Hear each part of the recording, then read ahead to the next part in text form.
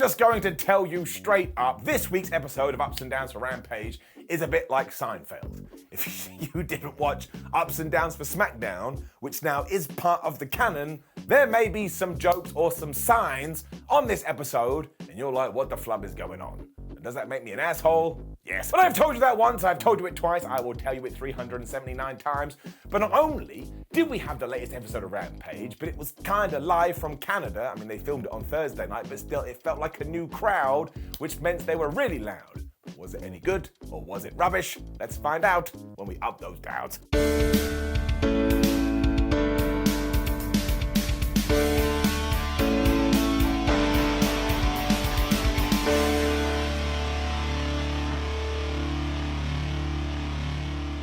So given that the Butcher and the Blade had yelled at Claudio Castagnoli on Dynamite saying, "Fight us, fight us," we got to Friday night.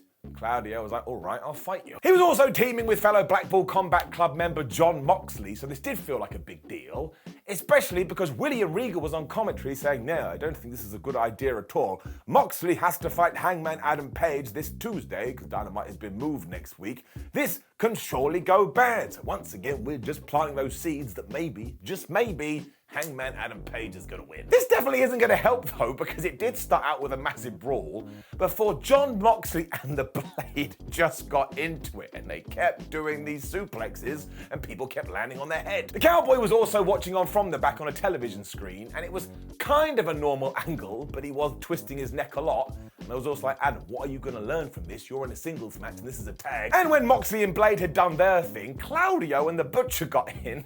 They too just started to throw each other around. I know I've said it before, but I really like the Butcher and the Blade.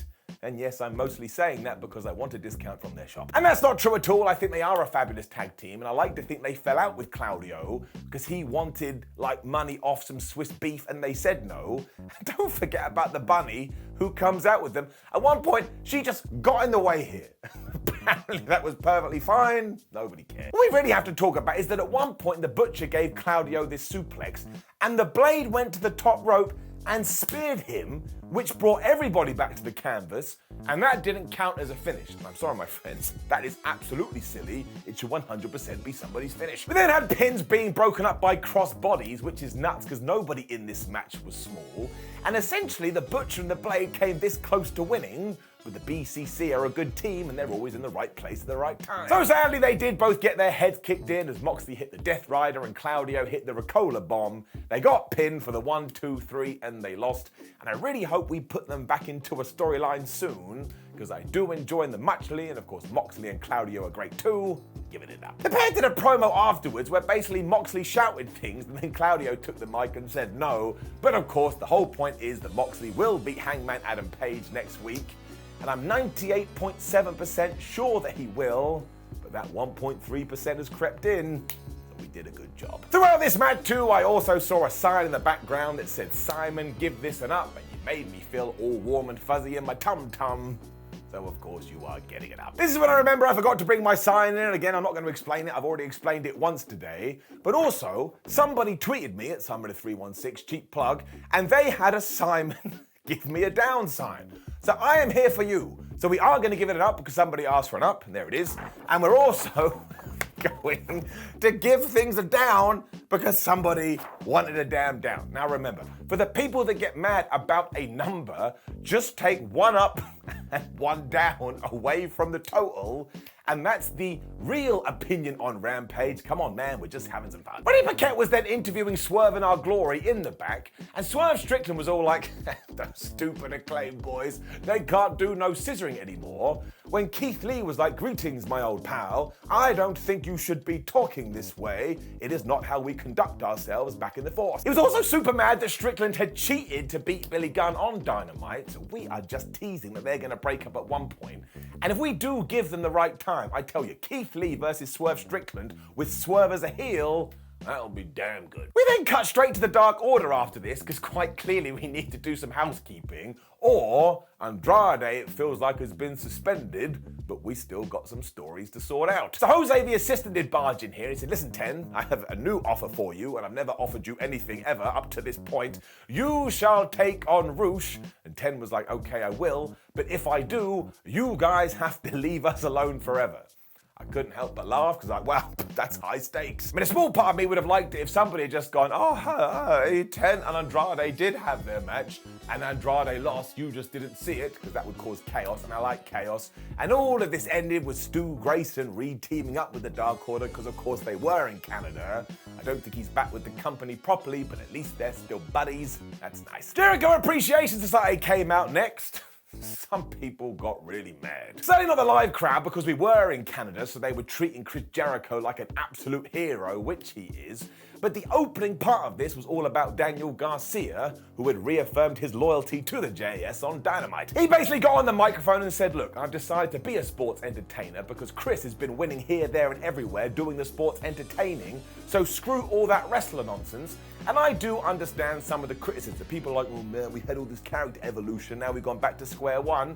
But I disagree. If anything, what's happened now is that he's doubled down on this wrong path, and we're like, Daniel Garcia, please come back. And I actually think he can do more with this persona. What I do agree with is that, yeah, AEW has done this 3 times recently. We've done it with Danny Boy, we did it with Jamie Hayter, and we did it with Luchasaurus, where essentially you go, oh my gosh, I've turned a leaf. No, I haven't. As I've already said, I think it's fine with Dan, and I think it's fine with Luchasaurus.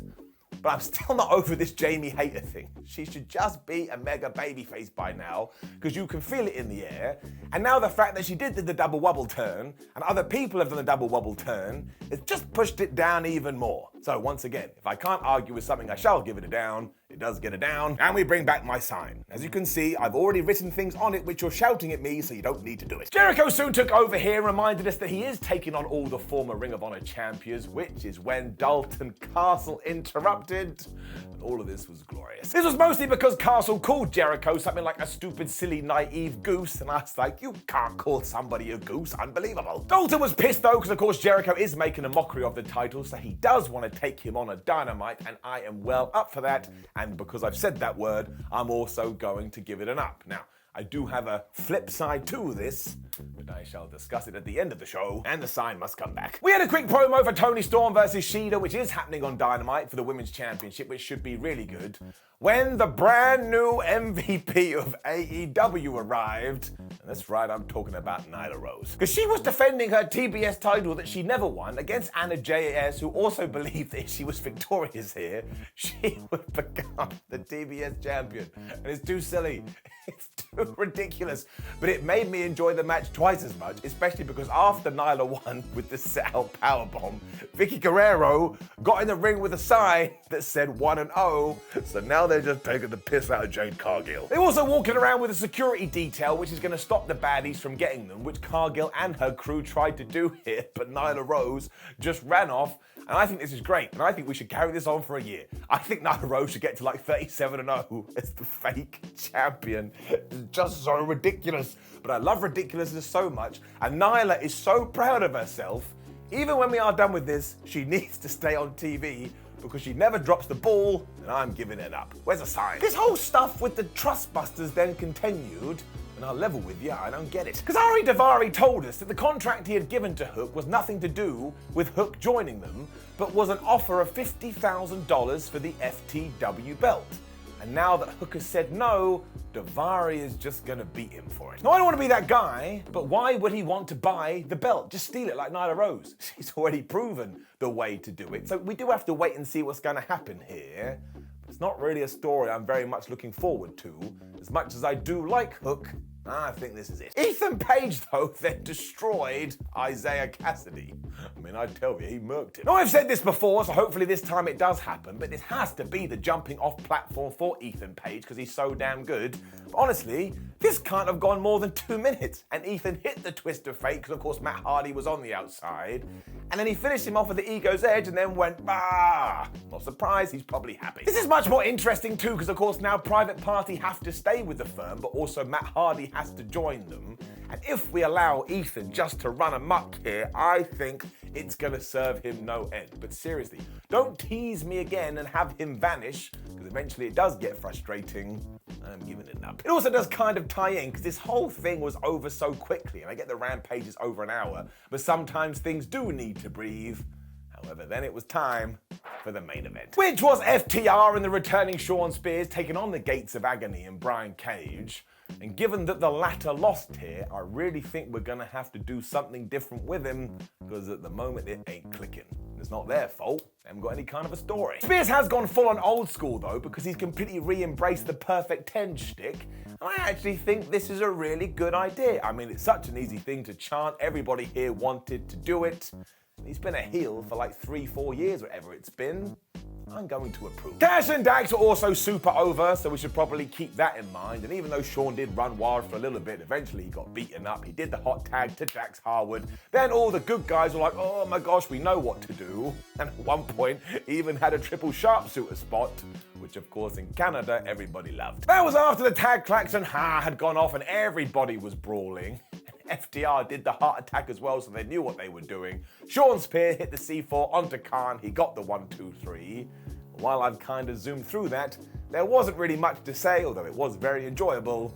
Giving it up. The madness then continued though, because the Kingdom just walked out after this. Who let them in the building? Which is of course Matt Taven, Mike Bennett and Maria Kanellis. And yes, they just finished up with Impact. I think they claimed that they never got what they deserved when it came to the IWGP tag titles and the Ring of Honor belt, so they went after FTR. And by this time, the Gates of Agony were back in there. So the good guys got their ass whipped. Of course, War Joe ran down to make the save, and I do have to say, even though I'd rather these two took each other on, them as a pairing is so damn good because they're so damn crazy. And this is when Rampage went off air. And look, I am never gonna get mad at somebody getting a job. In fact, I would like every single person on this planet to be employed. This one just didn't click with me. I just don't need more people right now. I just don't. I miss the likes of Miro, I miss the likes of Brody King, we haven't seen Anthony Ogogo in ages, and I think there's people I'm already invested in that I would rather see rather than new people come in who also may soon vanish. What? Ultimately, when Rampage did come to a close this week, I just didn't feel that excited, and that should always be the way, so we do have to give it a down. But once again, look, no, that's what you shout at me, and hate this guy. See, I've written these all on the sheet, so I do understand, but I'm just trying to be an honest panda. Down. Which did indeed bring us to the end of Rampage. And look, I thought it was a decent show, and I thought the crowd was very good, so I am going to give it an up.